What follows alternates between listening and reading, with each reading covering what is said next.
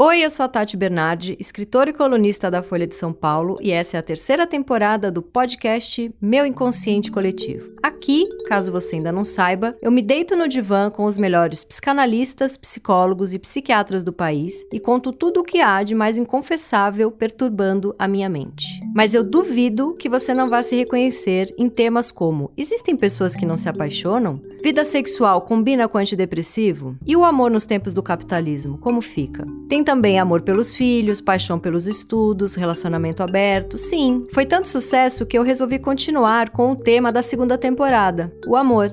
Quem vem é gente muito bacana e só topou porque sabe da importância de não se levar tão a sério. E hoje eu converso com a Fernanda Raman, que é psicanalista e escritora com doutorado em teoria psicanalítica pela UFRJ e pós-doutorado em teoria literária pela USP. Ela é pesquisadora das relações entre literatura e psicanálise e oferece cursos sobre o tema dentro e fora da universidade, em espaços como a Casa do Saber e a TV Globo.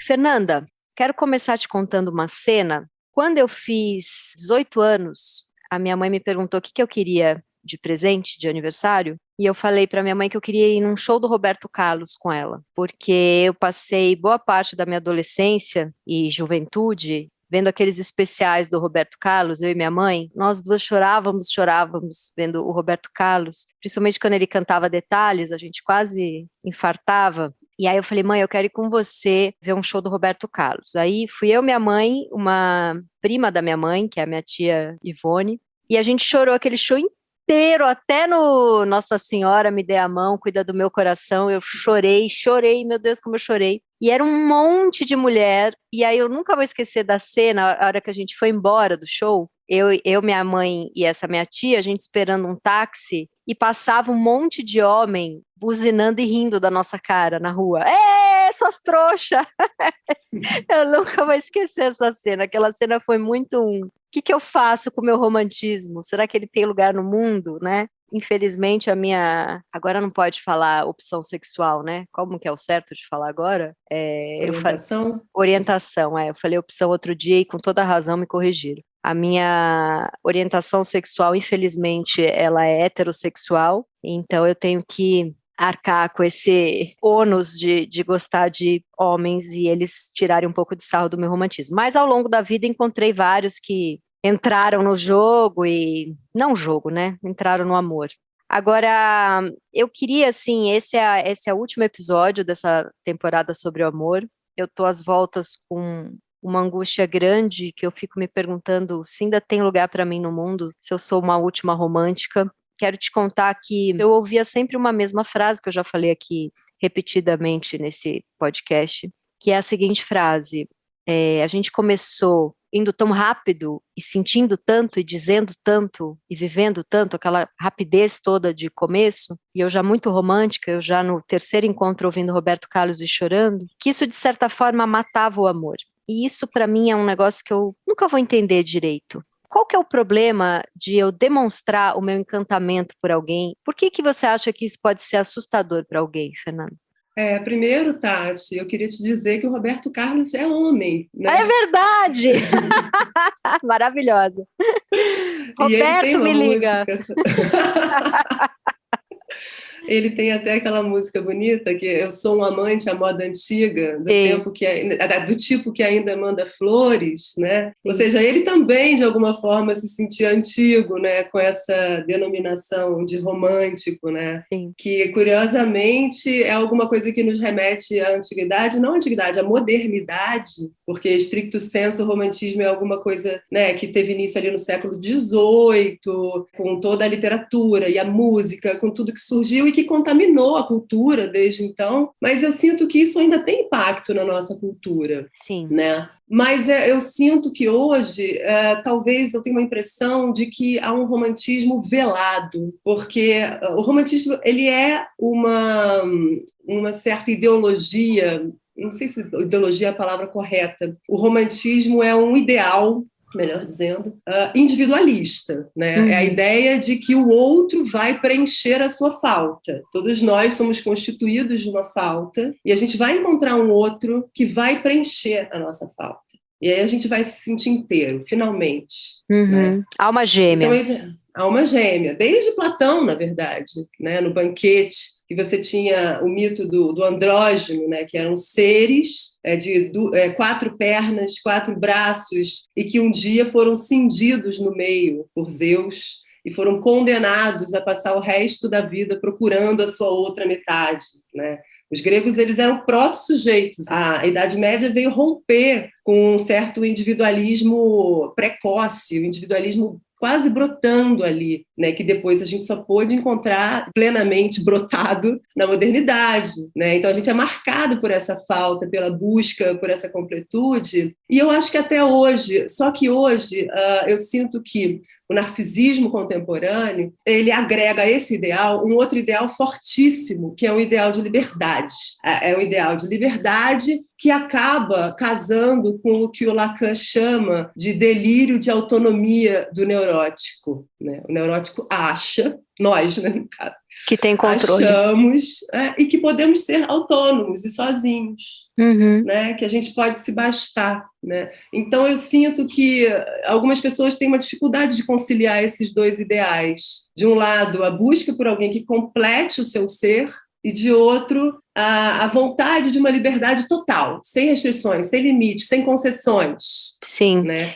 E você está falando isso, eu estou lembrando de uma situação que eu vivi, que eu conheci um cara, ele me pareceu muito romântico, ele me pareceu muito querendo dizer tudo o que estava sentindo, e ele até falava, a minha intenção era ter sido mais misterioso hoje, mas eu não consegui, eu estou apaixonado, eu estou encantado, e ele de fato falava, e eu achei aquilo maravilhoso, porque eu quero falar, eu quero, né, eu detesto fazer não tô sentindo nada, não é comigo, porque é um encontro de verdade, ele é uma raridade, por mais que os primeiros encontros, muitas vezes a gente está ali meio apaixonado pela gente mesmo, ainda não conhece aquela pessoa direito, mesmo assim, primeiros encontros que nos emocionam e nos dão essa sensação de magia, eles são raros. Eu vivi um casamento muito bom de 9 anos, eu vivi uma história de amor e tô de novo aqui agora na expectativa de conhecer a pessoa, que é a pessoa com quem eu vou ficar para sempre, vou envelhecer junto e eu quero que a pessoa venha cagada, sabe? O que a mãe fez com você? O que o pai fez com você? Qual que é a tua questão com o teu irmão? Você tem uma ex-mulher que é complicada? Você tem filhos? Vem todo cagado, eu quero você todo cagado, porque eu quero uma coisa de verdade, eu quero laço social de verdade, sabe?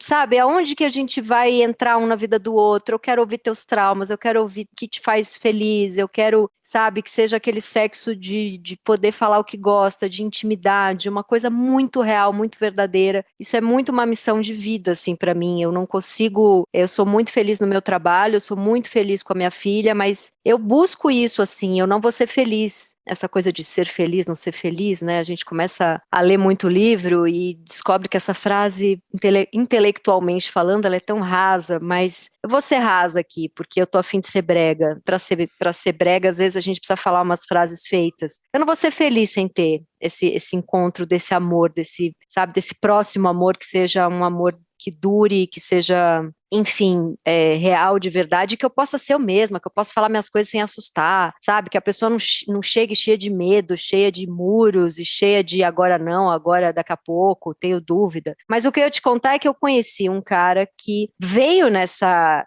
agilidade, nessa intensidade, e eu falei, oba, é dos meus, a gente foi com tudo, e lá para o segundo, terceiro encontro, ele falou para mim, como eu vejo que aqui tem um potencial de a gente ficar a longo prazo, porque é muito bom, é tudo muito bom, a conversa é muito boa, o sexo é muito bom, a gente teve um encontro, eu queria te dizer que eu sou um cara que acredita em relacionamentos abertos. Ele trouxe a pauta no segundo ou terceiro encontro, assim, né? E aí ele explicou por que ele falou, não é que eu vou procurar, mas acontece, são desvios do caminho, coisas que podem acontecer, e eu acho que se eu abrir mão de momentos de desejo em nome de uma relação, depois eu cobro muito dessa relação. Então eu queria te dizer que apareceu um desejo que não dá para controlar, viva esse desejo para você não me cobrar sobre ele depois. E eu estou te dizendo isso porque eu vejo um relacionamento a longo prazo com você. Mas eu achei tão triste ele me falar isso no segundo, no terceiro encontro. Eu falei para ele, o meu lado racional entende o que você está propondo. Se a gente for ficar junto 10 anos, é muito provável que a gente pule a cerca. Eu, nas minhas relações que duraram anos, eu tive desejo por outras pessoas e em alguns momentos eu, de fato, vivi esses desejos. mas você me propôs isso no segundo, no terceiro encontro, é uma necessidade de controle, né? E aí eu falei, cara, acho que a gente tá na fase de ouvir Roberto Carlos abraçadinho, a gente não tá na fase de combinar que se tiver. Meu desejo tá 100% em você, 100%, né? E o que é isso? Porque eu não sei, aí eu fico pensando, eu acho que eu sou a última romântica, porque o que eu vejo, assim, que tá acontecendo no mundo? Pessoas jovens, até 30 e poucos anos, estão todas nessa coisa do relacionamento aberto, ou de relacionamentos que sai, é gostoso, transa, é amigo, mas não tá afim dessa entrega toda. E os que são um pouco mais velhos ou bem mais velhos do que eu, eles simplesmente, olha que ato falho Olha! maravilhoso! Eles Fala. simplesmente falam para mim que não se apaixonam mais. Eu escutei isso, eu me apaixonei por um cara de 56 anos que falou para mim, eu não me apaixono mais. Eu tenho, acho que eu posso até dizer que eu tenho um amor por você, eu sinto amor por você, eu tenho carinho, mas eu não me apaixono mais.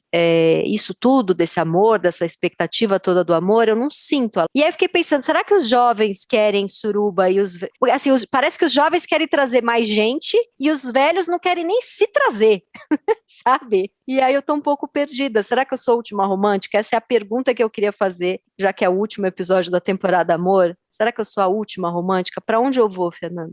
Ah, Tati, você falando de encontros e do quanto que dura uma relação, eu me lembrei do Vinícius, né? Que ele dizia que a vida é a arte do encontro, embora haja tanto desencontro pela vida, né? É Uhum, alguma coisa rara um encontro de fato. A gente esquece, né? Como é raro, né? A sim. gente fica achando que acabou uma relação, já quer encontrar outra depois da esquina, e aí vai para o aplicativo de relacionamento em busca, né, de alguém que possa ocupar esse lugar. E infelizmente as coisas não são tão simples, né? Uhum, Mas tem outra coisa que o Vinícius fala e que eu acho que é interessante para a gente pensar nesse caso seu que você está vivendo, que ele diz que para o amor, né, que não seja imortal, posto que é chama, mas que seja infinito enquanto dure. uhum, Porque o antigo amor romântico, ele tinha essa ideia de que tinha que durar a vida toda. uhum. Durava a vida toda às custas da fidelidade da mulher e da infidelidade aceita do homem. Sim. O casamento antigo das nossas avós, das nossas bisavós, era aceito que o homem pudesse ter casos extraconjugais, né? E a mulher jamais. Então, hoje, o casamento aberto talvez queira levantar esse véu, né? De que, bom, os homens vão trair, possivelmente, mas as mulheres também podem ter, né, esses desejos. Isso pode ocorrer com as mulheres também, Uhum, né? O que é difícil talvez essa sensação de que esses véus estão escancarados, né? Estão abertos demais, e o que há por baixo talvez um pouco cru demais para nós, né? uhum, uhum. Os ideais vão caindo. Quando a gente se encontra com o real, os ideais vão caindo. Então tem um certo efeito de decepção, né, de desilusão, né, que me parece que está aí. Mas você fala da juventude, e eu sinto, assim, escutando no consultório pessoas jovens e outras pessoas que eu conheço também, que essa busca, assim, por prazer, especialmente prazer sexual, com vários parceiros, e tudo, inclusive nos aplicativos, né, em que você está, né, paquerando paquerando é antigo, né, Tati? É, Vamos a falar gente é azarando. antiga. Vamos falar azarando, sei lá. Não sei se tem Eu uma não coisa sei mais como é que fala atual. hoje em dia. Eu sou da época do chavecado, paquerar. Acho Então, que é mas flertando que fala agora. flertando, é. É, Então você está flertando 8 pessoas ao mesmo tempo, né? A primeira frustração que você tem com aquela primeira pessoa, você vai para a segunda, é né? descartável. Então, assim, essa ideia de um relacionamento duradouro implica necessariamente algumas renúncias, né? Você Uhum, tem que fazer renúncias, você tem que suportar frustrações, né? Você tem que suportar um monte de coisa, e que eu sinto que essa geração mais jovem tem muita dificuldade de suportar frustrações, que é uma geração hiper narcisista, né? sim. Hiper narcisista. Eu gosto muito do Gilles Lipovetsky, que é um filósofo francês, que ele fala de que o momento que a gente vive é uma hipermodernidade e não uma pós-modernidade, né? Por quê? Porque o individualismo, tal como ele se apresenta hoje, ele não é o oposto do que foi o individualismo moderno. Ele é um hiperindividualismo, né? Um hipernarcisismo. Uhum. Então, a gente pode pensar nisso, os valores modernos, e o romantismo é um valor moderno, mas eu acho que ele acaba entrando em choque com os valores de liberdade individual, né? De que eu posso tudo, esse eu narcísico, né? Eu quero tudo, eu posso tudo, eu não quero ter que fazer renúncias para estar no relacionamento. Mas aí também tem essas pessoas que vêm, que têm lá seus 50, 50 e poucos, que são pessoas que já foram casadas, já tiveram filhos, né? Já conheci alguns, que também vêm com dores e traumas e gatilhos e que se comportam um pouco nesse lugar igual, como se fosse possível controlar, né? Até aqui eu vou, a partir daqui não vou dar conta. Então, eu li agora recentemente, nem é um livro, não foi um lançamento desse ano, ele já tem uns 2, 3 anos, né? Que é aquele A Rosa Mais Vermelha Desabrocha. É uma escritora que chama Liv, e eu não consigo falar o sobrenome dela, Stromkst, Liv Stromkst. E eu fiquei alucinada com esse livro. Ela começa, é muito engraçado esse livro, ela pesquisou muito para fazer. O subtítulo é O Amor nos Tempos do Capitalismo Tardio ou Por que as Pessoas se Apaixonam Tão Raramente Hoje em Dia. E ela começa falando, um livro, é HQ, né, são os quadrinhos da Companhia das Letras, e ela começa falando, faz um desenho do Leonardo DiCaprio. Leonardo DiCaprio terminou com Bar Rafael no dia tal. Depois ele namorou tal modelo e tal modelo e tal modelo, eram 9 modelos seguidas, todas meio parecidas, e ele sempre terminava com elas 3 meses depois, né? O que levou o Leonardo DiCaprio a não conseguir se envolver? É a primeira pergunta do livro.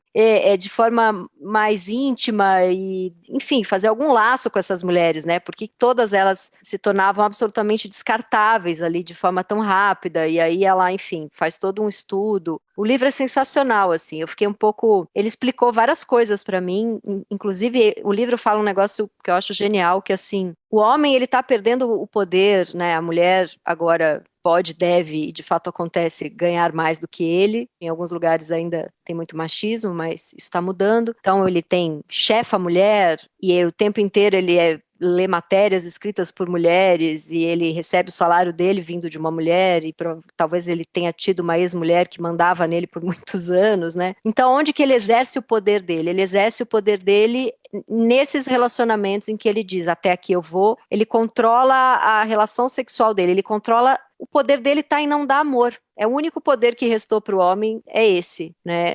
Enfim, esse livro ele explica muita coisa e deixa a gente meio deprimida também, ao mesmo tempo. Mas, Tati, você sabe que você falando isso, me lembrei de um texto do Freud, de 1912, que chama Sobre a Tendência Universal à Depreciação do Objeto Amoroso, alguma coisa assim, sobre a tendência universal, faz parte da trilogia da psicologia do amor, do Freud, sim. em que ele fala que os homens têm uma tendência, que ele chama de universal, que eu acho bem forte essa palavra, né? Mas os homens têm uma tendência a depreciar certas mulheres, e aí tem a ver com a questão que você trouxe, né? Se eu me entrego demais, eu assusto esse homem, né?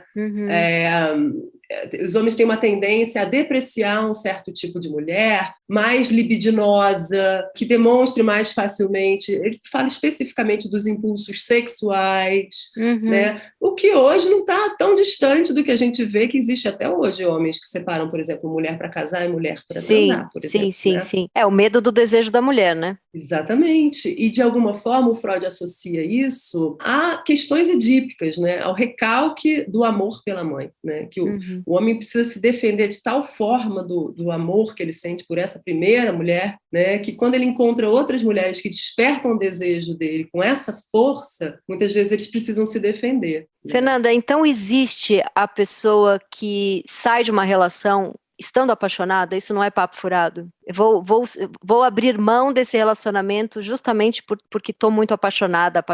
Isso existe? Isso não é papinho? É difícil, né? Porque a palavra apaixonada, ela pode ser várias coisas, né? Para cada pessoa, ela pode dizer uma coisa diferente. A própria palavra amor tem tantas possibilidades, né, significantes, né?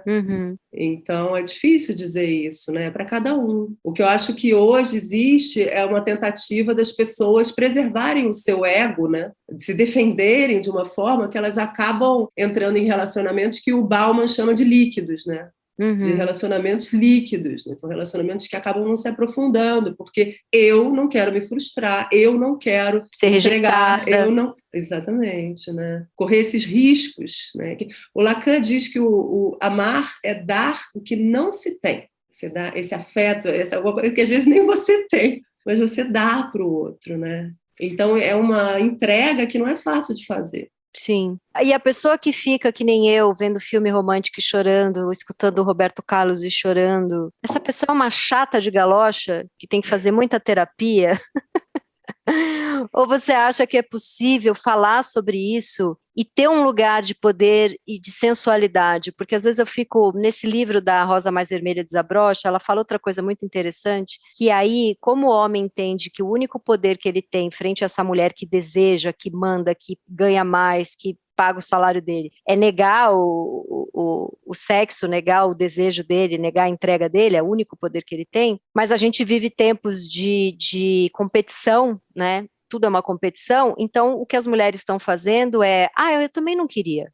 Eu também vou ser uma amante serial de um aplicativo. Eu também vou transar com 15 pessoas seguidas sem me envolver com elas, porque se o homem está achando que isso é poder, você vai ver quem que é poderoso, né? Eu não consigo, assim, não vou te dizer que eu não tive casos na minha vida, transas na minha vida, que não foram apenas pelo tesão, e claro que tive, eu consigo ficar atraída por uma pessoa sem me apaixonar, mas o sexo e a relação, quando tem encantamento, quando tem paixão, quando tem entrega, é uma coisa tão sublime, é uma coisa tão que faz a vida toda valer a pena, que ressignifica absolutamente tudo, né? Eu lembro, assim, de uma situação em que eu estava numa fila insuportável de 8 horas, para ver uma coisa do passaporte da minha filha, e na noite anterior eu tinha tido um jantar, que foi aquele encontro, assim, de conversar 8 horas sobre a vida, e depois o beijo era um encaixe perfeito, e depois o sexo foi aquele olhando no fundo dos olhos e dizendo coisas, e ouvindo música, e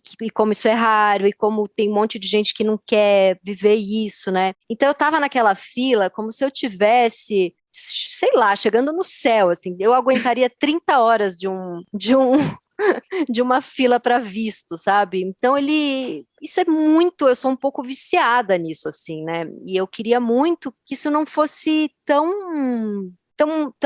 como é que eu vou te dizer?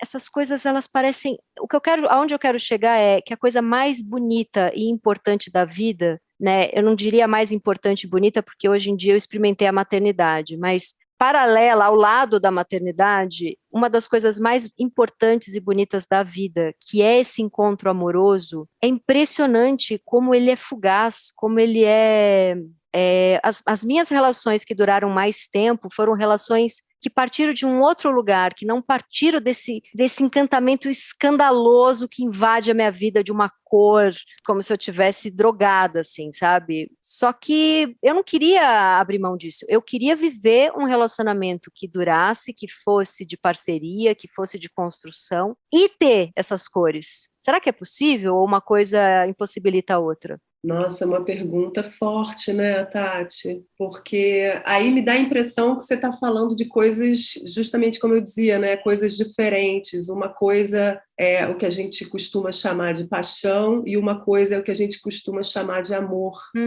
né? Então, de certa forma, esse apaixonamento, essa entrega inicial, me parece algo da ordem de quase um apagamento egóico, né? Que você, justamente como se você realizasse o mito do andrógeno, né? Realizasse esse encontro tamanho com o outro, que você se amalgamasse com o outro, né? E esse sentimento, a gente se sente preenchida, como se a falta não existisse. Isso é maravilhoso. Mas, de certa forma, é também uma ilusão, é também um engodo, né? Sim. É um engodo delicioso, delicioso. Mas eu acredito que não pode durar muito, infelizmente. Não, mas né? Tudo bem se isso for transformado em amor, tudo bem. É que um pouco da minha experiência é que as coisas que começaram mais calmas, numa amizade, elas se tornaram relações, sabe, de 5, 6, 7, 8 anos, assim. E as coisas que começaram nessa paixão, elas não passaram de 3, 4 meses, né? Teve alguma coisa ali que rompeu antes, né? E essa é uma tristeza que eu tenho na minha vida, essa é uma que eu ainda estou esperando, porque tem algo dessa paixão inicial, e eu estou trabalhando muito isso na minha terapia, porque eu chamo de erro, né? Eu falo para o meu analista, qual é o erro que eu cometo para quando está nesse grau desse apaixonamento, o que é que eu faço que a coisa acaba? Como se eu tivesse controle, não é nada que eu fiz, a coisa simplesmente acaba, né? Agora, eu acho tão louco que isso acabe. Eu acho isso tão maluco. Então, mas talvez acabe justamente quando cai essa dimensão de engodo. Quando a gente vê a pessoa, né, de uma forma menos idealizada. Eu tenho essa impressão. Né? Mas eu adoro quando eu vejo a pessoa de forma menos idealizada. Você adora? É porque aí eu me apaixono mais ainda, sabe? Porque assim, se eu comprei o mito do homem infalível, do grande sedutor, do grande pau duro por 20 horas, do grande protetor e cuidador, e eu vou percebendo que ali tem uma pessoa mais fraca, eu vou percebendo que ali tem uma pessoa que tem a cabeça cagada porque uma mãe, uma tia, um irmão, e eu vou percebendo que ali tem um pai que está sempre inseguro se está sendo um bom pai, e quanto mais de verdade aquela pessoa vai se tornando, mais eu vou amando aquela pessoa. É aí que eu acho que tem um gap, e aí é que eu me sinto tão sozinha. Porque, eu não sei se é porque eu sou uma contadora de histórias e uma pessoa tão fascinada por personagens, não no sentido persona, né, que aí seria só os 3 meses do apaixonamento, mas pela coisa tridimensional, né, sei lá, as melhores séries, os melhores filmes são aqueles que tem o personagem que você acha que ele é um super-herói, mas ele é um fudido de cabeça, ele é um cara cheio de defeitos, e aí você torce, aí você se identifica. Então, não é só você, não é só você. Aí é que Hollywood começa o amor. nisso. Aí é que começa o amor pra mim. Pelo amor de Deus, venha com toda a sua merda pra minha casa. Por favor, que eu tô doida pra vir com toda a minha merda pra sua vida. Vamos dividir essa privada. Mas então, Tati, se Hollywood aposta nisso, se todas as telenovelas apostam nisso, né, no personagem que tropeça, que precisa ter um defeito, que senão ninguém engole, que não dá para ser idealizado demais, isso aí também tem o seu lugar, né? Então, de alguma forma, quando você pergunta, eu sou a última romântica, eu acho que talvez você seja uma das últimas que tem coragem de admitir. Pode ser. Como o seu trabalho costuma ser. O seu trabalho, você tem muita coragem de admitir muitas coisas que as pessoas não têm coragem de admitir publicamente. Então, a falta, né, os defeitos, as falhas, né, constituem a todos nós, mas no Instagram ninguém bota. Né? Eu sou uma viciada em falha. Eu construí a minha carreira expondo tudo que tem de errado em mim. E eu adoro poder caçar isso nos outros. Os outros acham que eu caço isso neles para poder diminuí-los, mas eu caço isso neles para poder amar muito, porque é no furo que vai entrar, né? Olha o ato falho do furo que vai entrar. E aí, mas esses personagens, né? Fleabag, o cara do Mad Men, né? O poderoso cagado, fraco e cheio de problemas, são pessoas que terminam as temporadas absolutamente sozinhas. Eles fazem sucesso. Por exemplo, eu vou falar um negócio aqui bem metido, mas como eu tô também falando que eu tô na merda, então eu posso ser um pouco metida. Eu faço sucesso. Teve um livro meu que vendeu 50 mil cópias, né? Num Brasil que compra pouco livro.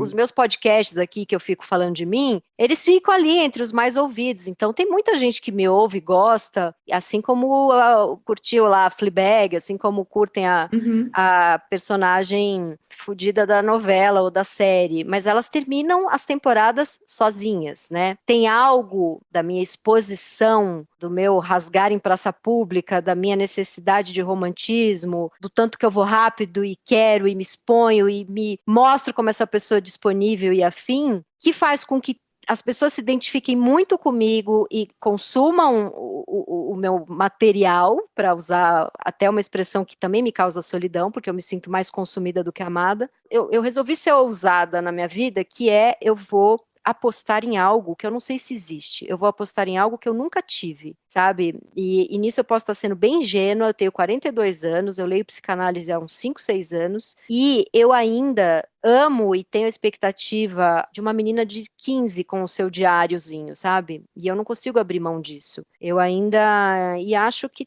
pode ser ingênuo, pode ser idiota, mas eu vou ter que olhar para essa minha adolescente na expectativa deste encontro, de conversas, de sexo, de cuidado, de... eu queria viver uma história de amor tão sincera e rasgada como eu consigo viver a minha relação com quem me lê.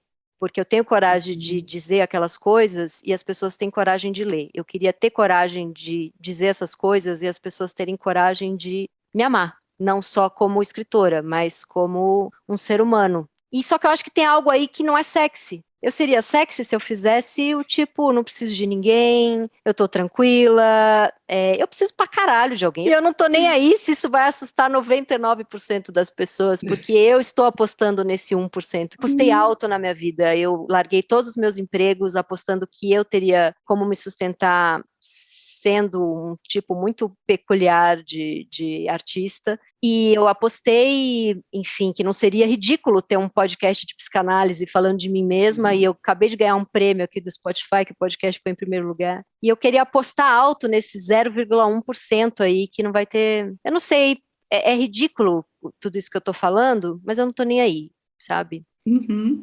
Eu não superei quem eu sou até hoje, e tudo bem. Eu, com 15 anos, falava, um dia eu vou ser uma mulher misteriosa, e eu não superei. Eu continuo sendo essa tonta que quer desesperadamente viver uma história de amor foda, assim. Você acha que eu tô muito louca? Não, eu acho que você falou a palavra controle algumas vezes, né? Eu escutei essa palavra você falando. Eu acho que aposta é uma coisa, mas controle não dá para ter, né? De quando você vai ter um encontro, de quando que esse encontro vai aparecer. Então, apostar, eu acho que você já aposta, né? Você está colhendo os frutos aí de ter se entregado dessa forma tão intensa para a arte, né? Uhum. E o que não deixa de ser uma coragem enorme, o trabalho que você faz, né? E você vê que isso chega na outra ponta, mas podia não ter chegado, né? Podia ter sido um tiro na água. Dessa vez funcionou. Mas eu fico pensando se eu fiz uma escolha de vida, sabe? Se esse tipo de material que eu entrego que eu entrego para ser consumido em livros e crônicas e podcasts, não foi uma escolha que eu fiz. Se isso não dificulta demais a minha vida amorosa, se eu já não tô tão ali toda que eu complico demais que alguém chegue perto e tente descobrir o que não está dito ali, ou não sei, eu não sei se eu fiz uma escolha artística meio solitária, assim. Eu espero que não. Não sei, mas eu tenho essa dúvida, sabe? Se a pessoa não vai ter medo de ser exposta, se a pessoa não vai se desinteressar porque se ler um livro inteiro meu, talvez equivalha a ter saído 2 anos comigo, o que tinha para descobrir tá tudo ali. E aí Mas você acha que tá tudo ali? não tá nem um décimo, mas as pessoas são burras, né? Eu costumo dizer que às vezes eu escuto de amigos, ai, mas você não bota fé no teu taco? Eu falo, eu boto super fé no meu taco, eu não boto fé no bom gosto dos outros. A minha desconfiança tá, porque, sei lá, eu sempre acho que a sonsa corre pela lateral e vai fazendo seus enlaces amorosos na minha frente. Eu tenho essa perseguição com a sonsa. Tem algo da sonsa que no mundo do patriarcado, dos homens tão inseguros, e a sonsa é um baita prêmio, né?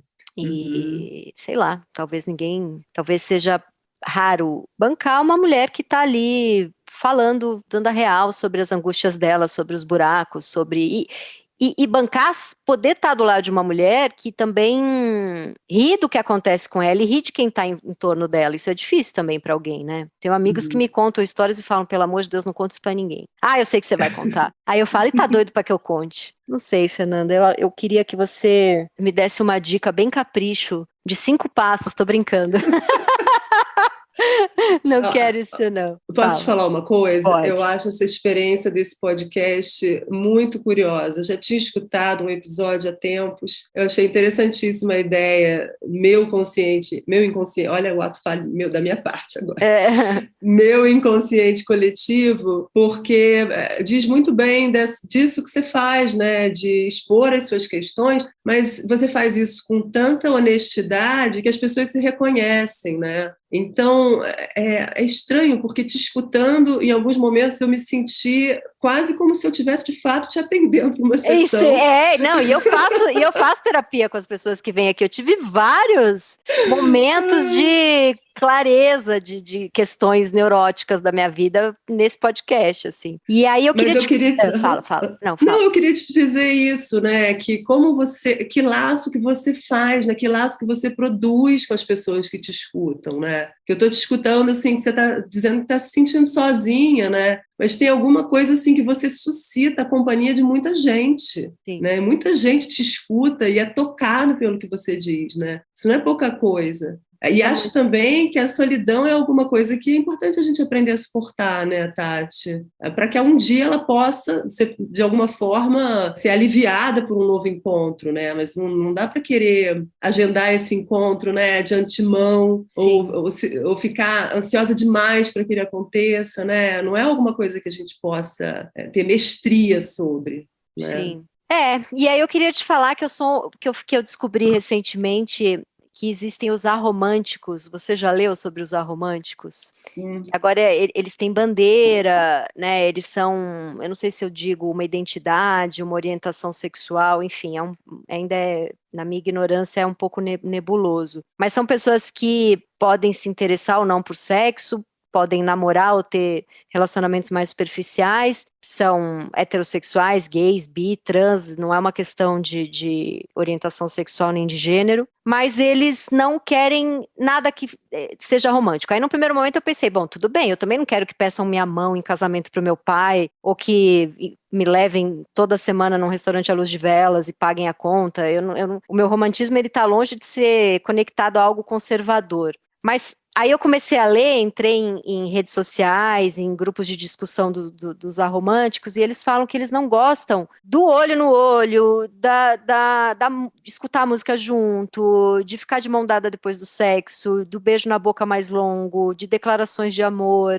E aí eu queria te perguntar, Fernanda, e é uma pergunta muito perigosa, eu posso ser cancelada, e eu queria começar dizendo que isso é uma completa ignorância minha. Você acha que os aromânticos, na verdade, é uma bandeira contra o capitalismo de Hollywood, das novelas da Globo, ou talvez ali no meio deles tem algumas pessoas só traumatizadas na infância, porque é tão maravilhoso você poder viver momentos românticos? Eu não sei, eu tô falando de mim e posso estar sendo e devo estar sendo muito preconceituosa. Não, eu acho que você tocou num ponto fundamental que eu não podia deixar de ser tocado, né? Que é uma certa relação do amor com o sexo, né? Que a gente associa muito as duas coisas, né?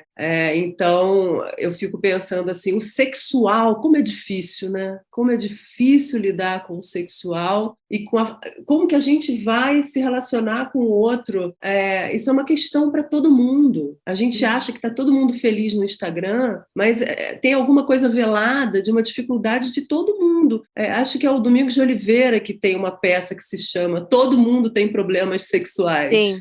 Eu acho esse título genial, porque é isso, todo mundo tem, mas ninguém fala, né? Então, de alguma forma, os aromânticos me parecem um grupo de pessoas que se identificaram numa certa forma que eles procuram, que eles tentam, né, dizer, uma forma que eles tentam colocar em palavras. De uma forma protegida, porque existe essa coisa dessa pressão bem neoliberal, capitalista, de você tem que produzir, você tem que transar, você tem que estar feliz, você tem que performar. Então, peraí, eu preciso de uma bandeira e de um grupo para me proteger, porque senão o mundo me atropela. E eu queria encerrar te fazendo uma pergunta, mas o episódio brega, chamei Fernanda. A Fernanda, eu preciso contar que esse ano de 2021 e o ano de 2020 também, esses 2 anos pandêmicos, foram anos em que eu virei a louca dos cursos. Eu fiz todos os cursos possíveis e imagináveis, mas o único curso que eu começava a aula e terminava a aula chorando foi um curso que a Fernanda deu sobre Nelson Rodrigues, que, assim, eu amo Nelson Rodrigues, você dava o curso absolutamente emocionada, apaixonada por cada frase que você falava, e você misturava Nelson Rodrigues com psicanálise. Acho que foi o curso mais foda que eu fiz nos últimos anos, assim. Então, como você me emocionou muito, eu queria fechar a temporada Amor com você e te trouxe justo para um programa brega. Eu tô quase chorando aqui, não tá fácil. Mas eu queria terminar te fazendo uma pergunta. Se eu conhecer um rapaz, Fernanda, e no terceiro encontro estiver absolutamente apaixonada por ele, você acha que eu digo isso para ele? Silêncio. Mas quem é ele? Quem é não, ele? Essa pessoa ainda não sabemos. É só assim, é uma pergunta bem assim, perdão te trazer para uma página da Capricho, você com 14 doutorados e pós-doc, mas é uma pergunta que é a pergunta da neurose, e a neurose, ela é burra, ela não é intelectual, ela não leu 1 milhão de livros, ela é infantil, ela é ensimesmada, e eu tô aqui para me expor como neurótica. A minha capacidade de amar e de me apaixonar espantou muita gente. Só que eu também acho que se espanta, não me interessa, sabe? Eu acho que talvez o mais difícil seja não esperar que o outro seja o seu espelho. Então a gente vai ficar por aqui hoje, Tati. Este foi o Meu Inconsciente Coletivo, o podcast para onde a sua neurose sempre vai querer voltar. Eu sou a Tati Bernardi e a edição de som é da Natália Silva. Os episódios do Meu Inconsciente Coletivo são publicados toda sexta-feira de manhã nos principais agregadores de podcast. Escute seu inconsciente e até a próxima temporada.